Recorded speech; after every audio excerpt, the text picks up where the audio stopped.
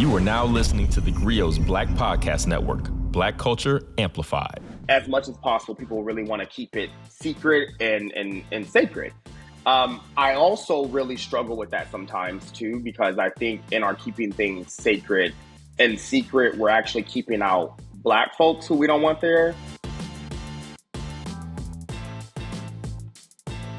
What's going on, everybody? Welcome to Dear Culture, the podcast for, by, and about the culture here at the theGrio Black Podcast Network. I'm your host, Panama Jackson, and today we have a conversation for you about reality TV. See, a good friend of mine who lives here in Washington, D.C. is on a reality show that I love, that I enjoy, but for not the typical reasons. It's not because I saw people throwing glasses across tables and stuff, though there were a couple scenes in the first season where that seemed like it was on the table, but partially because of the location and who was being filmed. Welcome to Martha's Vineyard. Martha! If you don't know, Black excellence is Martha's Vineyard, and Martha's Vineyard is Black excellence. It brought up a whole bunch of questions and interests that I had about his time on the show and just the environment around which was being filmed. My guest today is Preston Mitchum, who is an unapologetically Black queer civil rights advocate. We know good and damn well how many Black queer, trans, and non-binary families are killed, are violated, are brutalized every single day. An attorney, a public speaker, writer, professor from the OH and a dime from Ohio. But first off, how you doing? Welcome to Dear Culture. How you doing today, bro? I am good today. It is a sunny day in D.C., so the day can't get any better. Other than talking to you, of course. And I appreciate that. That's why you the homie. And the reason we're talking today is because you are a cast member of Summer House, Martha's Vineyard, which is on Bravo. One season has aired thus far, and there's, I believe, a second season has wrapped shooting. Is that correct? The second season has wrapped, so we'll premiere the second season around March, and so viewers can definitely get ready for another season. All right. I love the show. I started watching it because you were on it and because I know you, and it's kind of cool to say I know somebody on a TV show. But while I was watching it, I also became very interested in it because of where it was filmed, which is Oak Bluffs and Martha's Vineyard, which I've been to. But we're going to get to that part because I have a lot of questions about that. But let's start at the top. So for people who don't know, what is Summer House Martha's Vineyard, and how did you end up on the show? So Summer House Martha's Vineyard, of course, really follows a group of friends, Black professionals. I use professionals loosely sometimes, but Black folks, Black friends, Black people who are just like visiting Oak Bluffs or even Edgartown nearby Oak Bluffs and Martha's Vineyard or on the island itself. It's interesting because a lot of us knew each other. So I'm on the show, obviously, with my line brother. I was in my line brother's and his wife's wedding. A lot of us have been to the vineyard together. Not everyone, but a good amount of us have been to the vineyard actually together. And it really kind of happened on the vineyard. The closest person I am on the show, Jordan, we were together. She posted a picture of us, of all of us on the show, or actually as we were on the vineyard going to an all-white party because Black folks love white and linen. And so we were going to an all-white party and someone reached out to us and was like, listen, we're kind of doing some like thoughts around this show. Would y'all be interested? Which was a shock to us. We were like, we're just actually getting dressed to go to a party. And that turned into us meeting producers, turned into meeting people at the network, which turned into a show.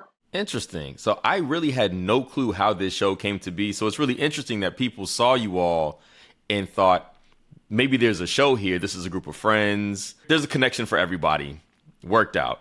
So you said you go visit. How often do you visit Martha's Vineyard? Is this an annual thing for you? When did that start? So it's funny. So I started visiting the vineyard, had to be maybe 2014, 2015. At that point, I started to go every year or every other year. But what's interesting about this is, listen, I'm from Ohio, born and raised, and I don't think I knew about the vineyard ever until I moved to DC. Like, never heard of it, couldn't tell you anything about it. And so it became a particular class of individuals, I think, who had access to the space. And by access, I just meant even hearing about it, right? Because I know people who are lawyers, doctors from other places who never heard of the vineyard and clearly were like more privileged educationally, at least. So I think DC really exposed my eyes to a lot of different places, and the Vineyard was one of them, because the first time I went was with a group of friends from DC. You know, it's funny that you bring that up, because I was going to ask you when you'd first heard of Martha's Vineyard, because I heard about it in college. I went to Morehouse College, and I was exposed to a bunch of people who had experiences that I didn't even know were experiences that we could have, right? Like, we weren't broke, but I saw what Black richness looked like when I got to Morehouse, right? So I picked up the book Our Kind of People by Lawrence Otis Graham, and Martha's Vineyard was mentioned in there. And I was like, what is this Martha's Vineyard, blah, blah, blah. And I remember seeing the movie The Inkwell, but I don't think I'd put two and two together. It was not a great movie. It wasn't even filmed at Martha's Vineyard. It's filmed in North Carolina, but I don't think that I completely put two and two together and all that stuff. But I had no relationship with Martha's Vineyard whatsoever, especially as part of like Black elite society, until I got to college. And then the first time I went, I think was in 2018.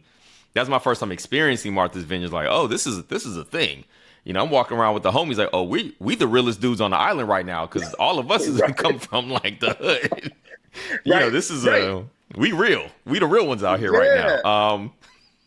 Yeah, I remember thinking I made it when I went to the Vineyard for the first time. I'm like, I still only got a little bit of money in my pocket, but I'm here. And I'm here with folks who I know got a lot of money in their pocket, some generational wealth. And me and my friends were just trying to struggle through a good weekend together, which, you know, it was a great time ultimately, though. I think most of us who have any relationship with Martha's Vineyard kind of view it as, especially in August, when, you know, a lot of Black people of means tend to descend upon the island. There's every HBC, well, not every HBCU, but lots of HBCUs have their gatherings, and, you know, it's a community that if you don't know exists, you might not know exists, but that's changing. And, you know, I kind of wonder, so for instance, this year, I feel like I've never seen so much promotion for events on Martha's Vineyard in my life. Like, I have my Instagram feed was full of this party's going on, this activation's going on. This it's like it turned into Miami.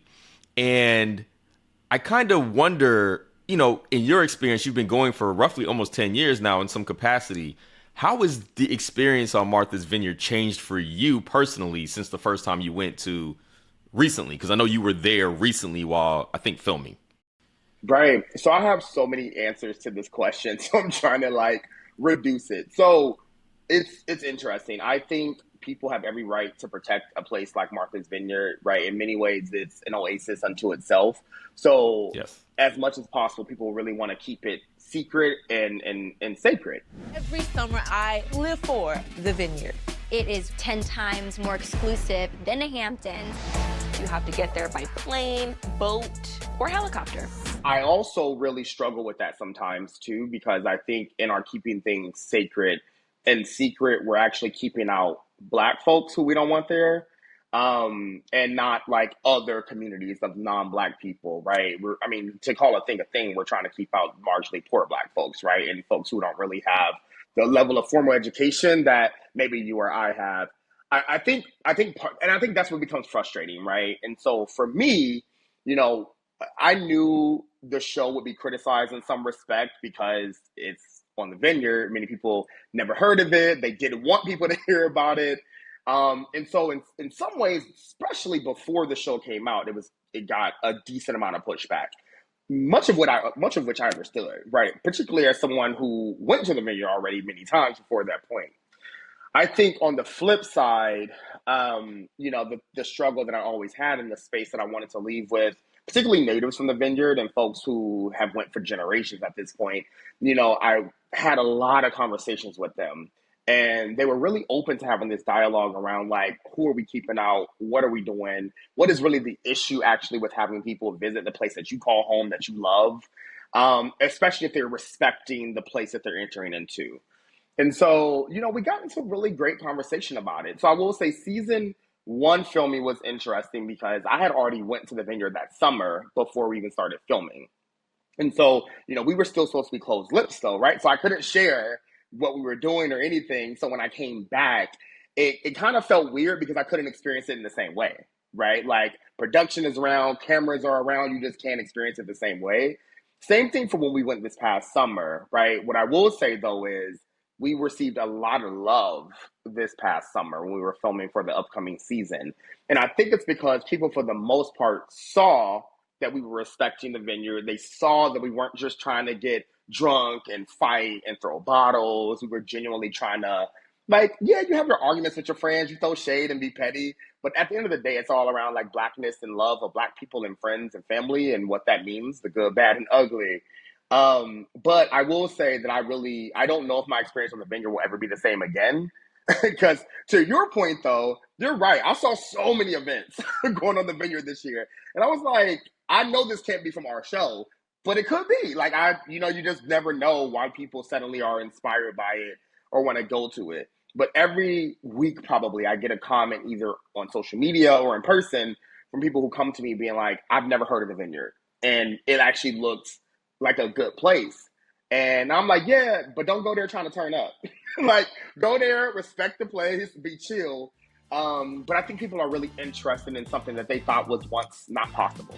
Time for a quick break. Stay with us. I'm Torre. Join us for crazy true stories about stars who I really hung out with, like Snoop, Jay-Z, Prince, Kanye, and the time I got kidnapped by Suge Knight. Don't miss my animated series, Star Stories with Torre, from the theGrio Black Podcast Network.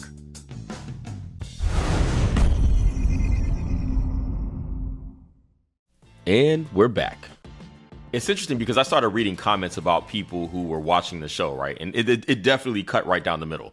Some people were absolutely just like, these people are out here embarrassing the community, embarrassing us, making Martha's Vineyard look bad. And this is probably mostly Oak Bluff. Were you all in Edgartown, or was the house in Edgartown, or was the house in Oak Bluff? That's what's funny about it, right? So those comments I read, and I don't want to dismiss them, but I kind of chuckled because I'm like, most of the time we were in the house. So it's like, that's where I was going to go, but keep going. Keep going. But last year we were in Edgartown. This year we were in Oak Bluffs. I didn't feel in any way, shape, or form that you all were making the island look bad or making yourselves look bad or, putting some veneer like of just ignorant people, ignorant Black folks showing up to do the reality thing that we think of. I thought it was really well done. But it does beg the question, while you were filming, while people are seeing this, because I know Martha's Vineyard is very picky about who they let film on the island. I mean, very few shows have filmed there. I know Spike filmed some part of the She's Gotta Have It show there. I know Jaws filmed there back in the 70s or whatever. But there's not a lot on Martha's Vineyard that gets filmed. And then you all get access as a reality show. So what was it like for people seeing you all being filmed? Like, did you catch people like, what's going on here? Like, what was that experience like? Everyone. I think we were all, well, so first, to your original point, I wouldn't want to be part of something that is embarrassing. You know what I mean? And everyone's level of embarrassment is different for sure, like what you can take in. You know how it happens when you share a house. Watch your tone. Watch your tone. Personalities blend or don't. And of course, last year definitely didn't get any arguments. I don't know if I can say the same this year because some people will piss you off sometimes. But at the end of the day, though, I think we all thought about that. I'm not even we all were very hyper aware of our environment and what the role we were playing. Respectfully, unlike many other reality shows, I think we were very sensitive to where we were. And so I think some of us may have gotten a little disheartened when we would read comments like that, because it's like, well, we may as well just been throwing bottles because if even our intention behind not doing that still gets railroaded as doing that, why not just do it then? So, that's one thing. We were very intentional about who we wanted to portray and how we wanted to be. Because I know what I want my name attached to and what I don't want it attached to. That being said, though, we always get looks all the time. And I think people got a lot more comfortable with us being there this season because they already knew we were doing there. Unless they were visiting, right? They may not have known if they were visiting. But for the most part, we got a lot of love. And I think even some of us were a little shocked by it. A lot of people view this as their tiny, special place that's exclusive, right? And this is the place that they can be in. And even the people who are who live on the island, year round, who are very much like, this is my spot. I don't want this to I don't want this to become Miami, right? I like it the way that it is with a specific kind of people here who are viewed in this certain Black excellence type of thing, which is, as you probably know where I'm about to go with this. You know, you made this comment about not loving the term Black excellence. Can you speak a little bit about that? So I actually really hate the term because it means nothing. Like, you say it so much and it starts to just mean nothing. And I kind of laugh about it because the first time, first of all, it was said on episode 1 like 20 times. And I'm like, y'all, we get it. Like, we excellent. But we said it one time before we started to take a shot. Black excellence. And I'm like, what? Like, now I'm confused about what we actually are saying. So every time I started to like Google or put on Twitter Black excellence, it was always the same story that came up, right? It was someone who was multi-hyphenate, multiple degrees, curing a disease. I mean, you had to practically win an Olympic gold medal, right, to be considered excellent. And I was like, I see people every day who are excellent and dope and are doing amazing things that don't have degrees, that don't have wealth or access to wealth, and I think they're excellent. And where do they get? They get lost in all of this. I started to think about like my family members. Like, right, only 2 people in my family have degrees, right? Me and my oldest sister. And so it's like, the vast majority of my family are very much under the federal poverty line. And so it's just like, what are they? They're just nothing. They just Black. They Black blank. Like it, and it just started to dishearten me because it just started to not make sense. And I started to also reflect on this quote by Bell Hooks. And she said, if feminism means everything, it can mean nothing. And so I started to really think about how much people say Black excellence about everything. And I'm like, it means nothing after a while. Like, you're just saying it even though we know what you're trying to say. And I just wish we became more inclusive with like our definitions or even like naming conventions of things. Like, and I actually don't think we mean excellence. Like, I think we're trying to compare that to like, frankly, whiteness and societal things of excellence. And it just starts to make me feel incredibly uncomfortable, even though based on those definitions, I would fit in there, right? But it just does not feel honest. And it doesn't feel like it's actually inclusive of like the vast majority of Black people. Fair enough. All right, we're going to take a quick break here at Dear Culture and come back and talk more about Summer House Martha's Vineyard with Preston Mitchum. Y'all, come look at what Michael Harriot just posted. Black Twitter, come get your mans. It's his podcast episodes for me. I was today years old when I found out Michael Harriot had a podcast. Subscribed. I'm world famous white peopleologist Michael Harriot, and this is theGrio Daily. That's right, the Black Twitter King has a podcast, theGrio Daily with Michael Harriot, every Monday, Wednesday, and Friday on the Grio Black Podcast Network, and accessible wherever you find your favorite podcasts. All right, we're back here on Dear Culture talking to Preston Mitchum, who is a cast member on Summer House Martha's Vineyard, a show on Bravo that was set in Martha's Vineyard. And, I have a question for you. Has being on a reality show changed your perception about reality shows in general? Like how you view them or like, just in general? Yes, a lot, actually. So I watch most reality shows. I've tended to watch them for years at this point. Realistically, when I was younger, like Real World, Big Brother, etc. But I don't think I realized how much work it takes to be a talent on reality TV. Like, it is exhausting. And in some ways, I give a lot of them respect, a lot of us, which is weird, I guess, to say now, the respect for even doing it. I mean, because everyone loves to say, like, I would be good on reality TV. And it's like, you wouldn't last a day. Like, it is its own different beast. And so I think, like, between personality, like, conflicts and figuring out where you fit in certain situations, to thinking sometimes you have to do more in situations, to maybe think you're a little too boring, right? It just, all of it gets complicated, right? And then you naturally understand there's editing attached to it, so you don't really trust necessarily how stories may be told, right? Things can be taken out of context, so you have to relinquish a lot of control to be on reality TV. And I know it's the thing everyone thinks they can do. I know it, but it's just not true.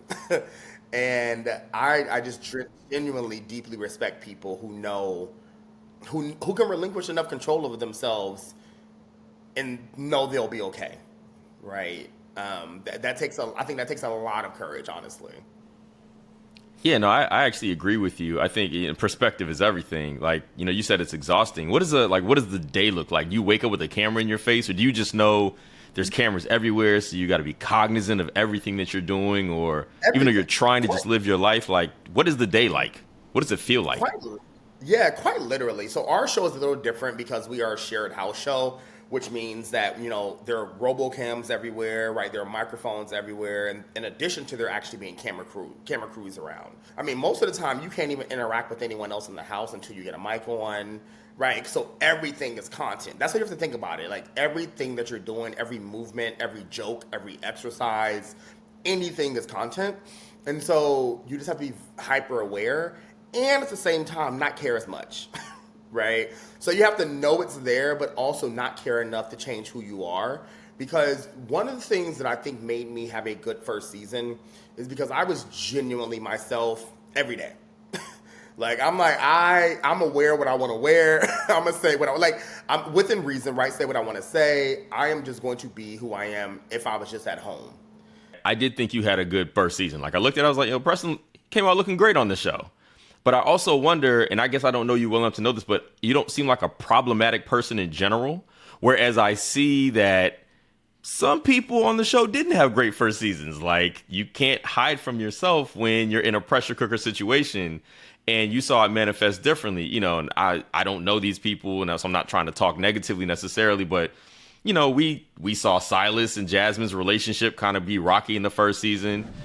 This marriage thing is hard. No one said it was easy. Because everything in me is telling me to check out. And in an interesting way, I know you mentioned Jordan's probably one of the closest friends to you. It almost seemed like she was trying to hold it together, and then she cracked at one point towards the end of the last season. Like she had like what seemed like a breakdown that I was like, I don't even know where this is coming from. I just wish that somebody would give me the same respect I give everybody else. I was like, I feel like this is what happens when you're in this high pressure situation and you're doing your best. Do you understand why people are like, I think these portray us negatively, like from both people that are on them, from people in the community who are like, the reality shows make us all look bad, all of that stuff. Like you're talking about your own personal relationship to being on a reality show, but what about the bigger conversation about reality TV and how it makes us look as a community, so to speak? I love this question so much. Reality TV has so many beautiful things in it. If you're trying to, but you'll miss it if you're only trying to pay attention to the viral moments, right? Or if you're only paying attention to like what Instagram shows you, or like what these other outlets show you. There have been so many examples that I give when I have these conversations lately, right? Like The Real World was one of the first TV shows that talked about HIV and AIDS, right? From one of their cast members. I thought for a second of how can I go around it, and I said, no, forget it. I'm HIV positive. You had an example of Love and Hip Hop when there was literally segments of abortions, an abortion conversation on TV. You have other examples of reality TV that are literally discussing things like police brutality. You have other examples where they're discussing things like sex and sex ed with their children, right? But if all you're taking from this is like salacious conversations and the things that you claim to hate but will then tweet or use as a meme, then that is probably part of the problem, right? And so I clearly admit, as someone who watches reality TV, that some of it is even too much for me. Right? Like, with all due respect, you will never see me watching anything on the Zeus network, ever. Like, it is just too much. I don't love TV shows. No Jocelyn's Cabaret for you, huh? Like, I can't do it. Like, I just can't do it. And I'm not even suggesting it's not entertaining. I'm sure it is. But it's just nothing I would enjoy, right? Or nothing I would get out of it, per se. But is a space for people who love to watch it. And I think, respectfully, they should have that space. I think it becomes a problem when that's all people get on reality TV. It's similar how I discussed my role as an openly Black queer person on reality TV, which one of the few, certainly on a big network. The reality is, like, most Black LGBTQ people on reality TV, Black gay men especially, are seen as like caricatures on TV, right? Very one-dimensional, very like the accessory to their woman best friend. And for me, that is real, a part of my community. That is a real thing. We have feminine men, we have masculine men, right? We have people in between. And the reality is, all of it is fine if all of us could get showcased. But usually, unfortunately, networks showcase one particular type, and then anyone else who wants to be on that show comes on as that particular type in order to be cast and in order to be seen, right? I can't be mad at it. But I do wish we have these multi-dimensional representations in the same way that I do wish we had multi-dimensional types of reality TV. But I don't think reality TV in and of itself is causing anything negatively in the Black community. If anything, what we may have to reconcile with or reckon with is that what is actually showing is part of the things in the Black community, and it's the things that we tend to ignore. Yeah, everything you said was spot on. I agree 100%. I've had this conversation ad nauseum with people where, even with some fairly luminary individuals, where I didn't realize that they carried respectability politics so heavy on the way that they view like how we present in the community. Because if anything, this is just your family, right? The problem you have is that your family might be a little bit hood or might act out a little bit too much for your liking, and it's on television now. Like, I don't think this doesn't ruin the community. It's not making life more difficult for anybody. In my perspective, I don't think this is making it harder for me to get a job because folks are acting up in Atlanta. You know what I mean? But, so I don't mind it. Like, I just, it's reality TV to me. People are on TV. It's content, like you said. People are trying to make a name for themselves, so they're going for it with the opportunity handed to them.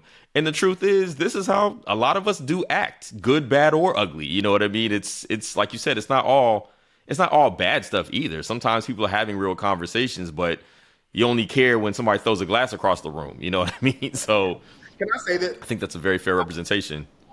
I have to say this, and the reality is Black folks are scared of Black folks. And I think we are not conscious enough to be able to have that honest conversation, right? Yes. Like, there are many Black people who are afraid of Black people and how they represent us, and I think that is a shame. Like, the reality is, some of us don't like our family, right? Some of us don't like that version that other people will get to see, that we'll see on Christmas or Thanksgiving, but when it's aired publicly, we're embarrassed and we're closing our eyes and are closing our ears. But the reality is, I know a lot of my family is hood. Right? And so it's like, maybe I'm not quote unquote hood, whatever that means, right? But at the end of the day, it's like, I'm comfortable around them. I love them, and we're going to have a good time, right? And I think some people just can't take into account that that's who they are, right? That is reality TV is a microcosm of a lot of what we're seeing in real life. And again, I think the bigger issue is that for many reality shows, that's all they showcase. So I do agree that there needs to be, again, multi-dimensional representations of all versions of us. But in the meantime, right, a lot of the people who are shading reality TV, let's be clear, they watch it. They watch it all the time because that's exactly how they know how much they hate it, because they're able to tell you specific scenes of why they hate it. So does the final version of the show, like when you finally watch it and you see it and, because I'm guessing like most shows, you don't even see the final cut till it all airs. Does it accurately or faithfully or honestly portray the experience that you had at in Martha's Vineyard for the filming, like in the experience you had with everybody? Most of the time, yeah. Like, I don't know how other people feel for their shows, but I will say for my experience on Summer House Martha's Vineyard, it was pretty close. And I think that was what was difficult when we would do additional media interviews, because of course, let's be clear, we have relationships in real life, so some people weren't the happiest with other people when we were telling our truth and our experiences in the house. But the reality is, it was pretty close. Like, there may be some things where I'm like, I don't think that happened 100% that way, but for the most part, it was pretty on point. That's good to hear. All right, we're going to take one more break here. And when we come back with Preston, we're going to do some Black fashions and a Black medation here on Dear Culture. The 80s gave us unforgettable songs from Bob Marley, De La Soul, and Public Enemy. I'm a black man, and I can never be a veteran. Being Black the 80s is a podcast docuseries hosted by me, Torre, looking at the most important issues of the 80s through the songs of the decade. A decade when crack kingpins controlled the streets, but lost their humanity. You couldn't be like no soft, smiling, happy-go-lucky drug dealer. You had to suppress that. It was a time when disco was part of gay liberation. It provided the information to counter narratives that were given to gay people by the straight world. This is the funkiest history class you'll ever take. Join me, Torre, for Being Black the 80s on the GRIO Black Podcast Network or wherever you listen to podcasts. All right, we're back here on Dear Culture with my favorite segments of the show. Still here with Preston Mitchum. We've been talking Summer House, Martha's Vineyard, getting some really interesting perspective about reality TV, all the kind of conversations I think we have amongst ourselves, but having an opportunity to do this on a platform. And this is dope because you've been enlightening me.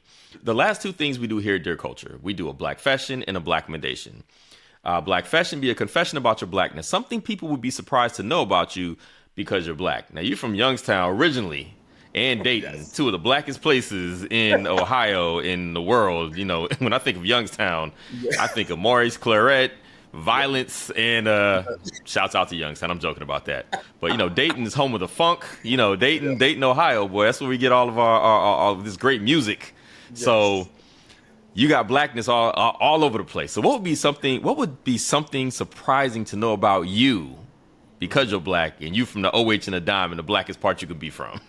Oh my God. So I love green bean casserole.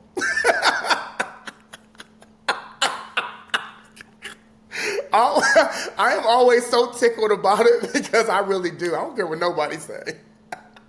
Wow. That is not what I thought. That's not where I saw this going at all. You just gotta go in. You just gotta go for all of it.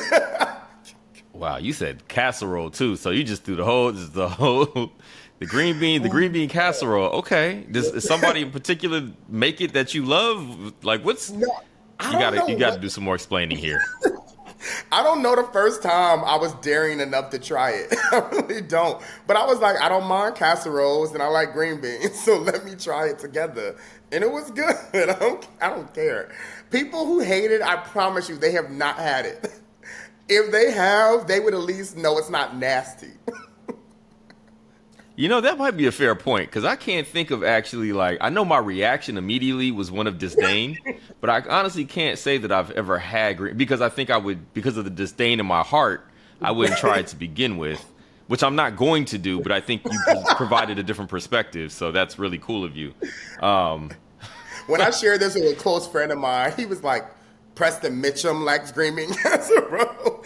I was like, I know how it sounds, I'm very Black power and all that, but you know, after a protest, I may enjoy one every once in a while. Wow, not after a protest. Okay. All right. Well, we gotta bring this one. We gotta 180 this one. All right. To counter the Black fashions, we also do Black commendations, which are recommendations about something by, for, and about Black culture that you think other folks should be up on. You know, people have all manner of things that they want to promote or share, ways that we need to interact with the community that we haven't. Do you have a Black commendation for us? I do. Oh my gosh. So I'm excited that I've entered into a partnership with Diversity Merch to launch my own merchandising line that really focuses on quotes and other things from Summer House, Martha's Vineyard, but also my own consulting company, which I started, oh my gosh, a while ago at this point. It's actually a little surprising. But this hat is actually a part of it. It says, "Girl, go to bed," which is a line that I said to my cast member Shanice when she was drunk in the kitchen. So I'm really excited about this. I also have a Black Excellence Will Not Save Us hat. Also have mugs, coasters, anything you could think of at this point. Also designing a few other things. So that's going to be my Black recommendation this time. And where can you find that stuff? You can find it on my website, PrestonMitchum.com, or diversitymerch.com/Preston-Mitchum. All right. Well, that's amazing. First off, congratulations on having your own line of merch. That's a big deal. That's something a lot of people would like to have, but not everybody has a reason to need to have it, Whereas it's dope that you have both a reason to have this and are doing something with it. So that's amazing.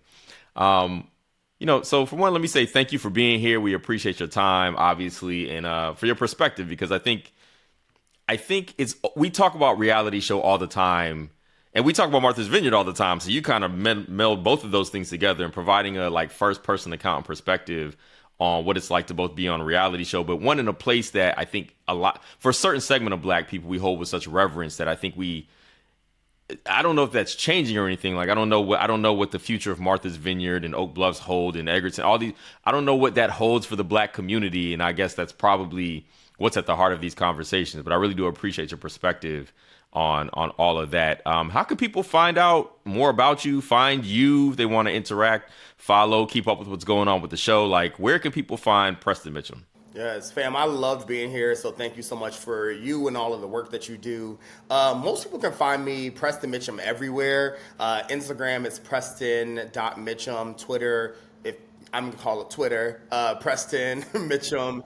And of course, I guess Threads now, which is, again, preston.mitchum. So those are the best ways. Or, again, prestonmitchum.com. Sounds good. And I got to say, even following you on Twitter and everything, you definitely are one of those speak truth to power people. You never seem to shy away from the thing that needs to be said. You say the quiet part out loud, and that's always appreciated because everybody with something to lose or with opportunities like you have in the spaces you in isn't willing to do that for fear of fumbling the bag, as we like to say. So I can appreciate that you take stands and you stand firmly in those. You stand 10 toes down on that stuff. So keep that up. Obviously, I know you will, but just wanted to know people see it and it's appreciated, and I respect you for it. No, that means a lot. I also sometimes am fearful of that myself, but I think the truth is more important than that fear. So I appreciate that. Fair enough. Well, thank you for being here. And to everybody listening, thank you for hanging with us here at Dear Culture, where we have these very Black conversations about Black culture. And, sometimes we learn a little bit of something in the process. So thank you for being here. We appreciate you all. Have a Black one.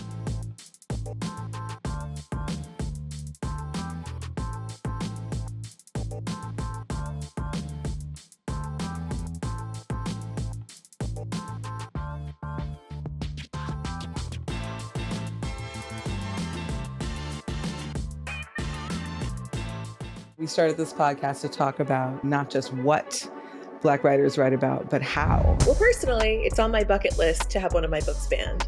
I know that's probably bad, but I think... Ooh, spicy. They were yelling N-word, go home. And I was looking around for the N-word because I knew it couldn't be me because I was a queen. But I'm telling people to quit this mentality of identifying ourselves by our work, to start to live our lives, and to redefine the whole concept of how we work and where we work and why we work in the first place.